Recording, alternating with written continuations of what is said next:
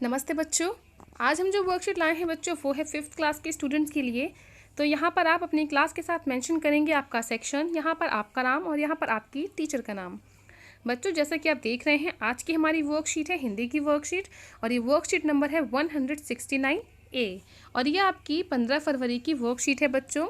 आपकी जो हिंदी की पुस्तक है रिमझिम उसका जो पाठ है स्वामी की दादी, हमारी वर्कशीट इसी पाठ पर आधारित है। इस पाठ पर हम पहले भी वर्कशीट कर चुके हैं तो ये उसके आगे की वर्कशीट है बच्चों। तो चलिए हम अपना आज का ये वीडियो शुरू कर लेते हैं। मगर बच्चों उससे पहले अगर आपने अभी तक मेरे चैनल बीबी क्लासेस को सब्सक्राइब नहीं किया है तो मेरे चैनल को सब्सक्राइब ज़रूर कर दें। चलिए अब हम आगे बढ़ते हैं। प्यारे बच्चों, आपने पाठ स्वामी की दादी पढ़ा जिसमें स्वामीनाथन और उसकी दादी रात को सोने से पहले बहुत सी बातें करते हैं और अंत में बातें करते करते सो जाते हैं। तो चलिए बच्चों अब इसी पाठ पर आधारित यहाँ पर हमसे कुछ प्रश्न पूछे गए हैं। तो चलिए हम इन प्रश्नों के उत्तर दे देते हैं। पहला प्रश्न देखिए बच्चों, नीचे पाठ स्वामी की दादी में से कुछ वाक्य लिए गए हैं। इन वाक्यों को बोलकर पढ़िए और कहानी के अनुसार इन्हें सही क्रमांक दीजिए। इसके बाद इन्हें क्रमानुसार अपनी कॉपी में भी लिखिए। तो यहाँ पर देखिए बच्चों हमें कुछ वाक्य दिए गए हैं, अब हमको इनको सही क्रम में यहाँ पर लगाना है। जैसा कि पहला जो वाक्य है वो यहाँ पर हमें बता रखा है कि इसमें से पहला वाक्य कौन सा है, जो है ये, ओ दादी तुम नहीं जानती राजुम कितनी ऊंची चीज़ है। ठीक है, तो इसके बाद दूसरे नंबर पर कौन सा वाक्य आएगा, तीसरे नंबर पर कौन सा आएगा, इसी प्रकार से हमें इन सब वाक्यों को अरेंज करना है। तो चलिए बच्चों हम इनको क्रम लगा लेते हैं इनके आगे। तो अब यहाँ देखिए बच्चों, ये जो हमारा वाक्य था वो पहले नंबर पर था, तो इसके बाद जो दूसरे नंबर पर वाक्य है वो हमारा है ये, जहाँ यहाँ पर लिखा है ना, अरे नहीं उसे 100 में से 90 मिलते हैं। तो ये जो वाक्य है बच्चों ये आएगा तीसरे नंबर पे, तो दूसरे नंबर पे, तो यहाँ पर आप इसको लिखिए नंबर 2। ठीक है, तो चलिए अब हम आगे बढ़ते हैं, देखते हैं कि तीसरे नंबर पे हमारा वाक्य कौन सा आएगा।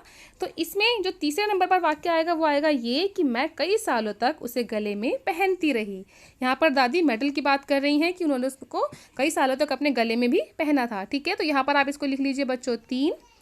इसके बाद अब हमारा जो वाक्य है हमें वो देखना है कि चौथे नंबर पर कौन सा वाक्य आएगा। तो चौथे नंबर पर वाक्य आएगा बच्चों ये वाला, सच बड़ा बहादुर लड़का है। तो यहाँ पर आप इसको लिखिए नंबर 4।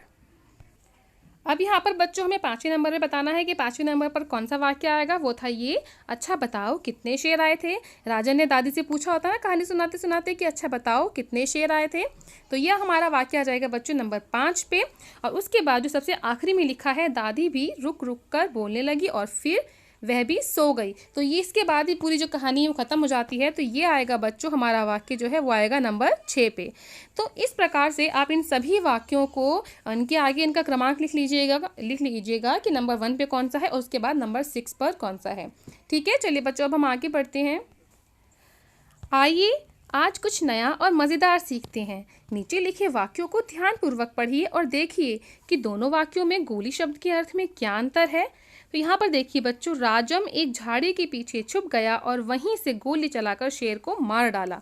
अब दूसरा वाक्य देखिए, डॉक्टर ने उसे खाने के लिए एक गोली दी और इंजेक्शन भी लगाया।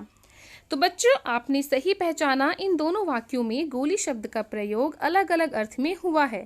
पहले वाक्य में गोली शब्द का प्रयोग बंदूक की गोली के लिए और दूसरे वाक्य में गोली शब्द का प्रयोग दवाई के लिए किया गया है। इस प्रकार के शब्द जिनके एक से अधिक अर्थ होते हैं अनेकार्थक शब्द कहलाते हैं। तो ये देखिए बच्चों, जैसा कि आपने जाना वे शब्द जिनको हम लिखते तो एक ही तरीके से हैं मगर इनके जो अर्थ होते हैं वो अलग अलग होते हैं। जैसे कि यहाँ पर देखिए, यहाँ पर गोली जो शब्द इस्तेमाल किया गया है वो है बंदूक की गोली और यहाँ पर जिस गोली शब्द का इस्तेमाल किया गया है वो दवाई के लिए जो गोली हम खाते हैं वो जो डॉक्टर हमें देते हैं। ठीक है, तो यहाँ पर गोली हम लिखते दोनों सेम है, बिल्कुल सही है, एक जैसे ही लिखते हैं मगर इनके अर्थ अलग अलग हैं। तो इसी प्रकार वो शब्द जिनके अर्थ अलग अलग हो सकते हैं वे अनेकार्थी शब्द कहलाते हैं, मतलब जिनके अनेक अर्थ होते हैं। ठीक है, तो चलिए बच्चों अब इसी पर आधारित हम अपना प्रश्न 2 देख लेते हैं। प्रश्न 2 देखिए, निम्नलिखित प्रश्नों का प्रयोग करते हुए दो ऐसे वाक्य बनाइए जिनमें उनके अर्थ अलग अलग हों। जैसा कि यहाँ पर देखिए जो पहला शब्द है वो है सोना। ठीक है, और यहाँ पर जो सोना शब्द है उसके 2 अलग अर्थ निकाल के यहाँ पर वाक्य बनाए गए हैं। जो है एक ये देखिए, यह अंगूठी सोने की है। ठीक है, सोना मतलब जो हम आभूषण पहनते हैं, जो गोल्ड हम पहनते हैं उसके बारे में बात कर रहे हैं यहाँ पे। और यहाँ पे जिस सोने की बात कर रहे हैं बच्चों, तो यहाँ पर जिस सोना शब्द का इस्तेमाल किया गया है वो किया गया है नींद के लिए। ठीक है, तो इसी प्रकार हमें यहाँ पर जो दो और शब्द दिए गए हैं बच्चों, इन पर भी चलिए हम वाक्य बना लेते हैं। तो ये देखिए बच्चों, जो अगला शब्द है वो है तीर। तो तीर पर यहाँ पर हमने दो अलग अलग अर्थों के आधार पर हमने यहाँ वाक्य बनाए हैं, जैसे रवि के तीर का निशाना कभी नहीं चूकता। ठीक है, तीर मतलब जो निशाना लगाते हैं, जो तीर होते हैं ना बच्चों, वो वाला तीर यहाँ पर बात कर रहे हैं। और यह नदी का तीर है। जो दूसरा वाक्य है वो नदी का तीर है, यानी किनारा है। ठीक है, तो यहाँ पर तीर शब्दों का दो अर्थों में प्रयोग होकर यहाँ पर हमने दो वाक्य अलग अलग लिख लिए हैं। अब आगे देखिए बच्चों, जो दूसरा शब्द है, मतलब जो तीसरा शब्द है वो है जल। तो यहाँ पर जल का भी हमने दो अर्थों में प्रयोग करते हुए यहाँ वाक्य बनाया है, जैसे जल से हम प्यास बुझाते हैं। मतलब यहाँ पर जिस जल का प्रयोग किया गया है वो है पानी के रूप में। ठीक है, और यहाँ पर देखिए चौराहे पर आग जल रही है। तो यहाँ पर जो आग जो शब्द है उसके आधार पर यहाँ पर जल शब्द का प्रयोग किया गया है। जब हम जलाते हैं आग तो उसके आधार पर यहाँ पर जल का प्रयोग किया गया है। तो इस प्रकार बच्चों इन शब्दों के अलग अलग अर्थों के आधार पर आप इन वाक्यों को लिख लीजिएगा। ठीक है, चलिए अब हम आगे बढ़ते हैं। अब यहाँ पर हमारा तीसरा प्रश्न देखिए बच्चों, वो है निम्नलिखित शब्दों के अलग अलग अर्थ बताते हुए उनसे वाक्य बनाइए और उन वाक्यों को अपनी कॉपी में भी लिखिए। तो यहाँ पर हमें अलग अलग शब्द दिए गए हैं और उन्हीं शब्द के आधार पर इनके अलग अलग अर्थ बताते हुए हमें यहाँ पर उनके वाक्य लिखने हैं। ठीक है बच्चों, तो पहला वाक्य देखिए, मेरी स्कूल बस नीले रंग की है। तो यहाँ पर बस के बारे में बात हो रही है, वो बस जिसमें बच्चे जो हैं वो बैठ के जाते हैं अपने स्कूल। ठीक है, और जो आगे जो शब्द है, मुझे तो बस खेलना अच्छा लगता है। तो यहाँ पर बता रहे हैं कि मुझे तो बस या केवल खेलना अच्छा लगता है। तो यहाँ पर बस शब्द का प्रयोग अलग अलग अर्थों में अलग अलग वाक्यों में इस प्रकार हमने किया है। ठीक है बच्चों, दूसरा शब्द है उत्तर।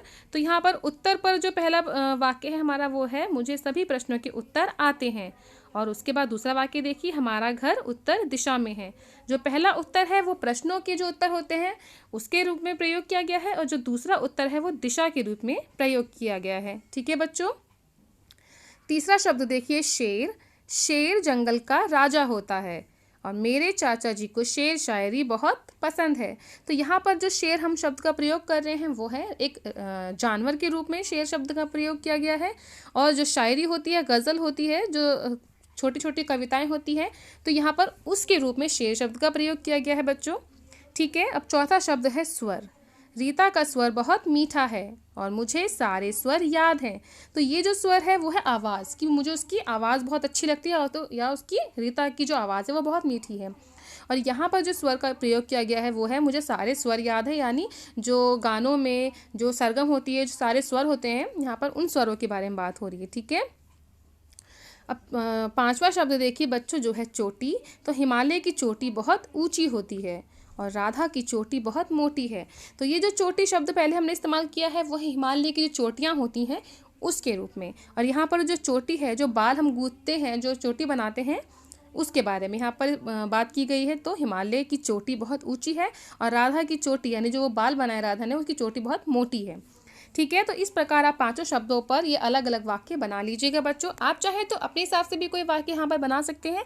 मैंने आपको सिर्फ एक उदाहरण के रूप में यहाँ पर बनाकर दिखाए हुए हैं।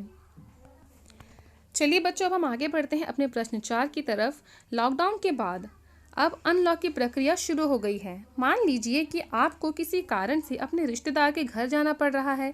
वहाँ पर मोबाइल नेटवर्क कम होने के कारण आप एक सप्ताह तक फ़ोन द्वारा विद्यालय का काम करके नहीं भेज पाएंगे। यह कारण बताते हुए अपने विद्यालय के प्रधानाचार्य या प्रधानाचार्य जी को एक सप्ताह के अवकाश के लिए प्रार्थना पत्र लिखिए। तो यहाँ पर बच्चों आपको एक प्रार्थना पत्र लिखना है अपने प्रधानाचार्य या प्रधानाचार्य को। ठीक है, तो आपको ये बताना है कि आपको एक हफ्ते का अवकाश चाहिए, क्योंकि आप जहाँ जा रहे हैं अपने किसी रिश्तेदार के यहाँ, तो वहाँ पर जो मोबाइल नेटवर्क है वो कम आते हैं, जिससे आप ऑनलाइन क्लासेस नहीं ले पाएंगे। ठीक है, तो इसलिए आपको एक सप्ताह के लिए एक अवकाश चाहिए। तो इस पर हम एक पत्र लिख लेते हैं बच्चों। चलिए, तो ये देखिए बच्चों, आपका पत्र कुछ इस तरीके से लिखा जाएगा। ठीक है, मैं इसको एक बार पढ़ के बता देती हूँ। जैसे सबसे पहले है सेवा में। ठीक है, उसके बाद प्रधानाचार्य या प्रधानाचार्य। ठीक है, उसके बाद आएगा आपके विद्यालय का नाम, और उसके बाद आएगा बच्चों विषय कि आप किस विषय पर अपना पत्र लिख रहे हैं। तो हमारा यहाँ पर विषय है एक सप्ताह के अवकाश हेतु पत्र। अब उसके आगे देखिए महोदय या महोदया, मेरा नाम, आपका जो भी नाम है आप यहाँ पर लिखेंगे। ठीक है, मेरा नाम ये है, मैं आपके विद्यालय में कक्षा 5वीं का छात्र या छात्रा हूँ। ठीक है बच्चों, तो इस प्रकार लिखेंगे आप कि छात्र है तो छात्र लिखेंगे और छात्रा है तो छात्रा लिखेंगे। ठीक है। सविनय निवेदन ये है कि मुझे 1 सप्ताह के लिए अपने चाचा जी के घर जाना है। वहाँ पर नेटवर्क की परेशानी की वजह से मैं ऑनलाइन क्लास नहीं ले पाऊँगा या पाऊँगी। ठीक है। कृपया मुझे 1 सप्ताह का अवकाश प्रदान करें, आपकी अति कृपा होगी। धन्यवाद। आपकी आज्ञाकारी शिष्या या शिष्य। ठीक है। तो यहाँ पर आप लिखेंगे आपका नाम, आपकी कक्षा और आपकी कक्षा का मतलब जो वर्ग है, सेक्शन है वो, साथ ही साथ दिनांक, और उसके बाद आप नीचे साइन कर देंगे, अपने पेरेंट्स के साइन करवा लेंगे। तो इस प्रकार से आप अपना एक पत्र लिख सकते हैं बच्चों। ठीक है। इसको यहाँ पर पॉज करके आप इस वीडियो में से ये जो अपना पत्र है लिख सकते हैं। ठीक है बच्चों।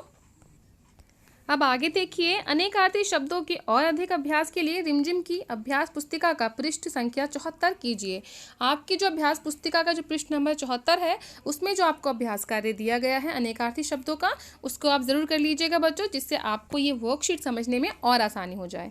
ठीक है। तो ये देखिए बच्चों, इसी के साथ आपका आज का वीडियो भी यहीं पर पूरा होता है। उम्मीद करती हूँ आपको वीडियो पसंद आया होगा। अगर आपको वीडियो पसंद आया है तो इसको लाइक ज़रूर करें और अपने दोस्तों में शेयर भी ज़रूर कीजिएगा। चलिए जल्द ही मिलूंगी आपसे एक नए वीडियो के साथ। तब तक पढ़ते रहें, बढ़ते रहें। Thanks for watching. और हाँ, मेरे चैनल बीबी क्लासेस को सब्सक्राइब ज़रूर कर दीजिएगा बच्चों। Bye bye.